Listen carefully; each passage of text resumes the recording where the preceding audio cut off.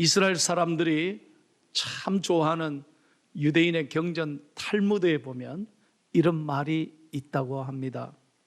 세상에서 가장 사랑받는 사람은 모든 사람을 칭찬하는 사람이요, 가장 행복한 사람은 감사하는 사람이다. 여러분 동의하시면 아멘 하세요. 그래요, 맞아요. 감사하는 사람이 행복한 거예요. 저는 이렇게 생각합니다. 하나님께서 우리에게 가장 주신 최고의 선물은 뭐냐? 감사라고 생각해요. 이 세상에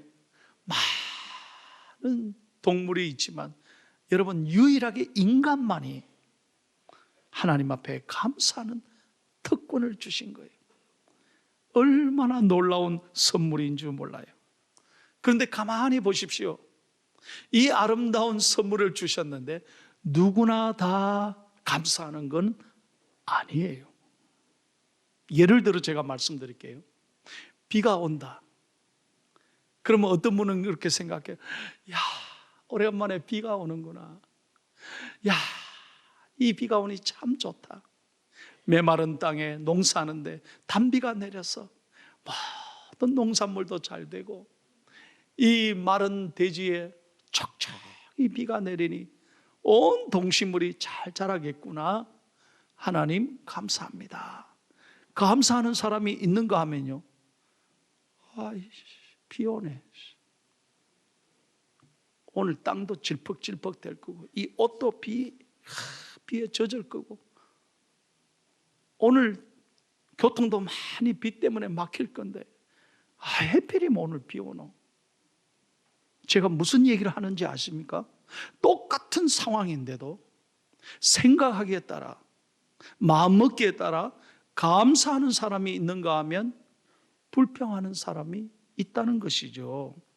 다시 말하면 감사는 생각하기에 달렸고 마음먹기에 달렸다는 거예요.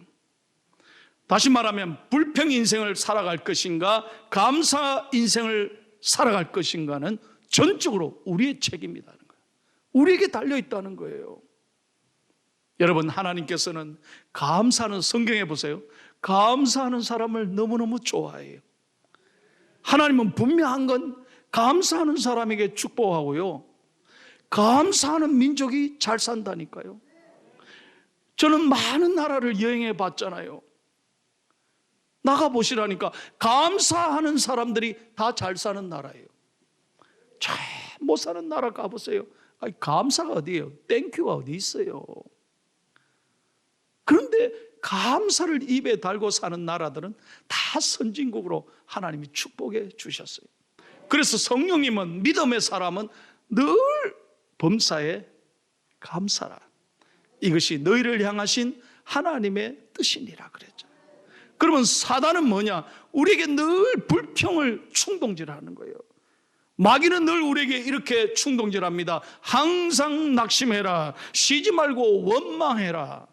범사에 불평해라. 이것이 너희를 향한 사단의 뜻이니라. 그래서 보십시오. 불평하는 사람은 계속 불평거리를 만든다니까요. 하루 종일 투덜대고 있어요. 투덜대고. 다시 한번 정리합니다. 감사는 하나님의 뜻이지만 불평, 원망은 사단의 뜻인 거예요. 그건 우리 마음먹기에 달려있어요. 그래서 여러분들은 정말 감사 제조업자입니까? 아니면 불평 제조업자냐는 거예요.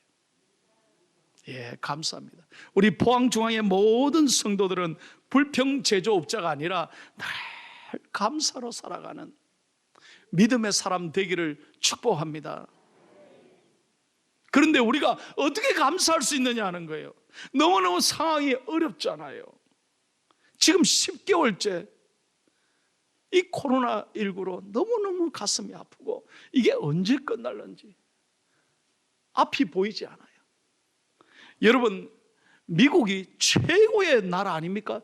최고의 선진국인데 미국의 어젯밤까지 코로나 확진자 수가 무려 900만 명이 넘었습니다.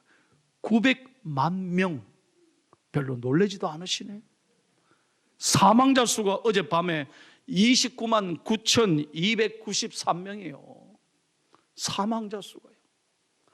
최고의 선진국이 이 코로나로 너무 힘들어하고 있는 거예요. 어젯밤에 제가 밤 10시 지나서 막 잠들려고 하는데 미국 LA에 있는 저희 딸에게서 연락이 왔어요. 저희 딸이 직업이 뭐냐면 공부를 하고 병원에서 간호사로 있거든요. 누구를 돌보냐면 코로나 환자들을 돌본다니까.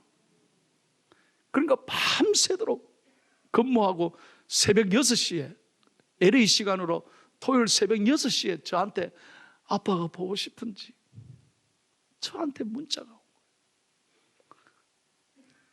제가 잠이 올 수 있겠습니까? 딸 생각에 내가 이거 갈 수도 없고 너무너무 마음이 아픈 거예요. 어떻게 감사할 수 있느냐는 거예요. 우리 힘으로는 감사할 수 없어요. 오직 믿음을 가질 때 감사할 수 있어요. 어떤 믿음이냐? 어떤 경우에도 하나님은 우리와 함께 하시고 우리를 선하게 인도하시리라. 이 믿음을 가질 때 우리는 감사할 수 있다는 거예요. 그래서 우리 딸에게 그랬어요. 딸아, 힘들지? 하나님은 너를 사랑해. 반드시 너와 함께 하시고 너를 지켜주실 거야. 그러니까 우리 딸이 하트를 뿅뿅 날렸더라고요. 자, 로마서 8장 28절을 보십시오. 우리가 어떻게 감사할 수 있을까요? 사도 바울은 우리에게 이렇게 부탁합니다. 시작. 우리가 알거니와 하나님을 사랑하는 자 곧 그의 뜻대로 부르심을 이룬 자들에게는 모든 것이 합력하여 선을 이루느니라. 믿으시면 아멘. 그렇습니다. 하나님의 뜻이 있음을 깨닫고 똑같이 문제 속에 절망 속에 살지만 절망에 묻혀서 불평하는 것이 아니라 믿음의 눈을 열어. 다시 한번 믿음의 눈을 열어. 하나님이 우리를 선하게 이끌어 주실 거야. 그럴 때 우리는 감사할 수 있는 것입니다.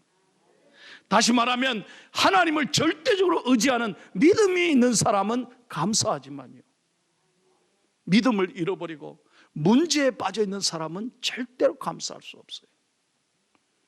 오늘 본문에 보면 기가 막힌 감사가 기록되어 있어요. 하박국 선지자가 지금으로부터 2600년 전에 하박국 선지자가 감사했던 내용이 기록되어 있어요. 자, 오늘 본문의 배경은 이것입니다. 바벨론이 이스라엘을 침공했습니다. 나라가 한꺼번에 망합니다. 성전이 무너집니다. 군사들이 와서 온 땅을 짓밟았습니다. 그들의 양식인 무화과나무, 포도나무, 감람나무 다 빼앗아가고 양식을 다 털어갔습니다. 그리고 우리에 있는 양떼, 소떼도 다 붙잡아갔습니다. 모든 것 다 잃었습니다. 나라가 짓밟히고 수많은 생명이 목숨을 잃었습니다. 너무나 참담한 상황에 있습니다. 그럼에도 불구하고 하박국 선지자가 무엇이라고 하나님 앞에 노래하고 있습니까? 17절 18절을 다시 한번 읽겠습니다. 17절 18절요. 시작. 비록 무화과 나무가 무성하지 못하며 포도나무에 열매가 없으며 감람나무에 소출이 없으며 밭에 먹을 것이 없으며 우리의 양이 없으며 외양간에 소가 없을지라도 나는 여호와로 말미암아 즐거워하며 나의 구원의 하나님으로 말미암아 기뻐하리로다. 아멘. 오늘 말씀을 잘 보십시오. 오늘 하박국 선지자의 기가 막힌 감사 세 가지입니다. 첫째로 환난 중에도 감사했다는 거예요. 환난 중에도 감사했다. 하박국 선지자는 바벨론이 쳐들어오자 모든 것 빼앗기고 무너진 땅에 마음을 빼앗기지 않습니다. 처절한 상황을 보면서 믿음을 잃지 않습니다.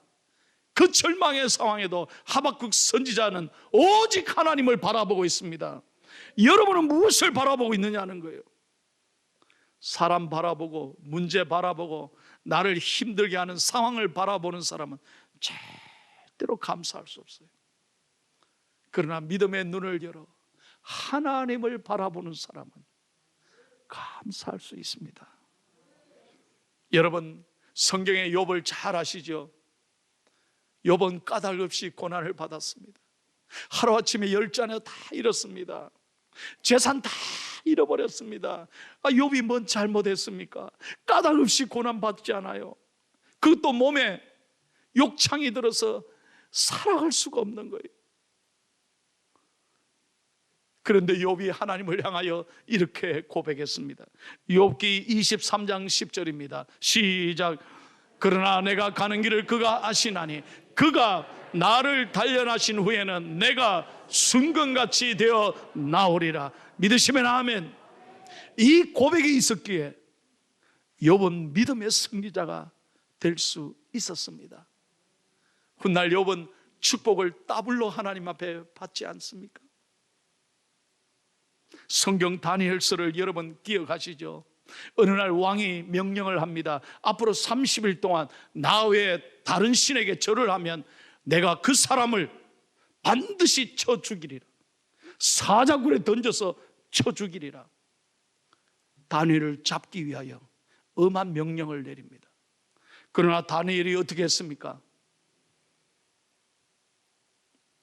다니엘이 믿음을 포기했습니까? 절망하고 낙심했습니까? 아닙니다. 다니엘서 6장 10절을 다 같이 한번 또렷또렷하게 읽겠습니다. 시작.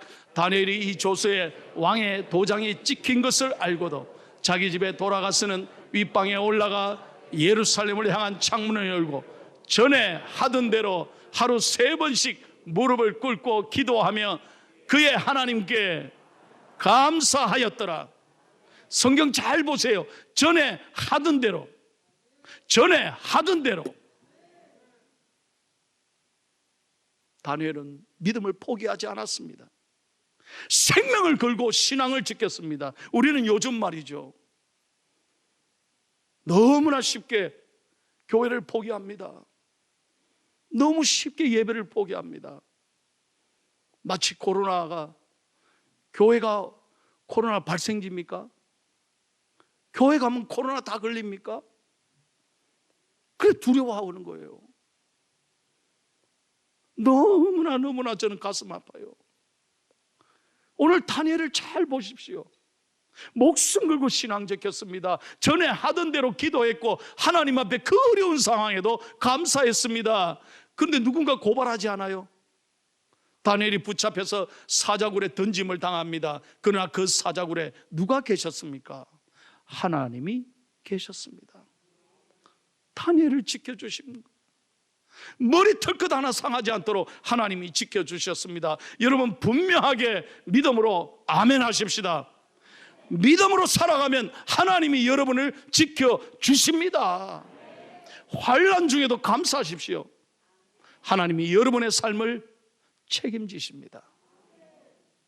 얼마 전에 제가 참 존경하는 이동원 원로 목사님 이야기가 많은 성도들에게 큰 감동을 줬습니다. 여러분, 이동원 목사님은 우리나라 최고의 설교가 중에 한 분입니다. 지구촌 교회 원로 목사님이죠. 그분의 아들 43살입니다. 그 아들이 얼마 전에 대장암으로 세상을 떠났습니다. 저희 동네에 같이 살았어요. 그래 내가 잘 알아요. 옛날에 목사님 오셨을 때 그 아들을 제가 본 적이 있어요. 43살의 아들을 세상에 병으로 고통받다가 금년 2월 달에 암을 발견했는데요, 얼마 전 보름 전에 세상을 떠났어요. 여러분, 자식을 가슴에 묻은 겁니다. 비록 목사님이지만 얼마나 가슴 아픈 일이겠어요. 그런데 목사님이 그 토렌스 좋은 교회 그 교회에서 천국 환송 예배를 하는데 목사님이 인사를 하시면서 그렇게 얘기를 하셨다는 거예요. 옛날에 손양원 목사님이 자기 아들을 잃으면서 9가지 감사했는데 자기는 오늘 하나님께 10가지로 감사하고 싶습니다. 이 내용이 유튜브로 알려지면서 전 세계 그리스도인에게 큰 감동을 줬다 이 말이에요. 그 10가지가 뭐냐? 첫 번째, 아들이 암에서 해방되어서 감사합니다. 두 번째, 아들이 하나님의 영광의 나라에 입성할 수 있어서 감사합니다. 세 번째, 유모가 있던 아들로 인하여 우리 부부가 그동안 기쁨을 누리게 하셔서 감사합니다. 네 번째, 한순간도 불평 없던 그의 아내, 며느리죠. 이 손자가 9살이에요. 딱 손자 하나예요. 그 손자를 우리에게 남겨주시고 가게 하셔서 감사합니다. 다섯 번째, 어려서부터 게임을 좋아하더니 게임 회사 변호사가 된 것도 감사합니다. 여섯 번째, 아들의 고통을 통해 예수님을 내어주신 아버지의 마음을 알게 해주셔서 감사합니다. 일곱 번째, 수많은 암 환자들과 연대할 수 있어서 감사합니다. 여덟 번째, 자식을 잃어버린 부모의 마음을 알게 해주셔서 너무 감사합니다. 아홉 번째, 전 세계 수많은 중보 기도자들과 함께 할 수 있어서 감사합니다. 마지막 열 번째, 아들이 간 천국을 이제 우리가 가까이서 소망할 수 있게 하셔서 감사합니다. 얼마나 감동이 되는지 몰라요. 이것이 그리스도인의 삶의 특징이 아니겠습니까? 사랑하는 성도 여러분, 오늘부터 환난 중에도 진심으로 감사하며 살아가는 축복의 사람 되기를 예수님의 이름으로 축원합니다. 두 번째는요, 없어도 감사해요. 한번 따라합시다. 없어도 감사. 크게 해봐요. 믿음으로 해봐요. 다시 한번, 없어도 감사. 진짜입니까? 우리는 다 있어야 돼요. 없으면 불편해요. 속상해요. 더 가지면 가지고 싶어 하는 게 우리 욕심이에요. 그런데 오늘 성경에 없어도 6번 나온다. 하박국의 진짜 감사는 없을지라도 감사했다는 거예요. 오늘 이 말씀을 잘 깨달아야 돼요. 여러분, 모든 것이 있어도 믿음이 없으면 감사할 수 없어요. 그러나 모든 것이 없어도 믿음이 있는 사람은 감사하는 거예요. 이걸 아셔야 돼요. 세상 사람들 보세요. 다 가져도 만족함이 없다니까 욕심 때문에 좀 더 가지려고 하죠. 요한복음 6장에 보면 오병이의 기적을 우리는 잘 알지 않습니까? 수많은 사람들이 저녁 빈들에 앉아 있습니다. 배가 고팠어. 어떻게 할 수 없어요. 그때 제자들이 예수님께 묻습니다. 선생님이여, 이들을 어떻게 하면 좋습니까? 너희가 먹을 것을 가져오라. 찾아보니까 어린아이 도시락 5병에 없어요. 이거는 한 입에 아무것도 맛없는 거고요, 한 입에 어린아이 도시락밖에 안 돼요. 이거밖에 없는데요. 그러나 그 5병이를 들고 하나님 앞에 예수님은 감사하며 기도했을 때 수많은 사람을 먹이고 12광줄이나 남았더라. 없어도 감사할 때 기적이 일어나는 줄로 믿습니다. 오늘 여러분 이 말씀에 정말 깨달음이 있으면 집에 돌아가서 절대 불평하지 말아요. 집에 살림이 별로 없어도요, 없어도 감사해 보세요. 어떻게? 청소할 게 별로 없네. 야, 나는 진짜 단순하게 살아. 여러분 깨달으면 감사하는 거예요. 옷이 집안에 몇 벌이 없다, 감사하세요. 하나님 감사합니다. 고민할 거 없어요. 그냥 입으면 돼. 옷이 말이야 천지백가리로 있는 사람들 한번 잘 봐라. 뭐 입을까 하루 종일 펼쳐놓고 결국은 못 입어요. 2-3시간 동안 골라도 옷이 많은 사람 고민한다니까. 그러니까 우리는 옷이 없으니 그런 걱정할 것도 없고, 이게 없어도 감사한 거예요. 여러분, 반찬이 많이 없어도 남편들이요, 오늘 집에 가서 불평 잔소리 하지 마세요. 그저 물에 밥을 말아 먹어도 갓김치 하나만, 겉절이 하나만 있어도 얼마나 감사하냐. 아멘 좀 하면 좋은. 감사하며 먹으면 기적이죠. 옛날엔 이것도 없어서 못 먹었는데 수많은 사람들이 밥이 없어서 고통받는데 얼마나 감사한 게요. 감사하시라니까요. 오늘 1부, 2부에 오늘 머리가 빛나는 분들이 많이 오셨어요. 이렇게 머리 없으신 분들이. 내가 그래서 설교하면서 오늘 여러분들이요, 머리 빠지는 것도 얼마나 고통스럽습니까? 힘드시죠? 그러나 없어도 감사하세요. 왜? 샴푸 많이 안 들고 자연 보존을 위해서 힘쓰고 계시고, 여러분들은 하나님이 얼마나 사랑한지 매일 만져가지고 그렇다는 거예요. 내가 그렇게 설교하니까 오늘 어떤 분이, 이 머리가 빠진 분이 할렐루야 그러시네요. 여러분, 생각하기에 다름이에요.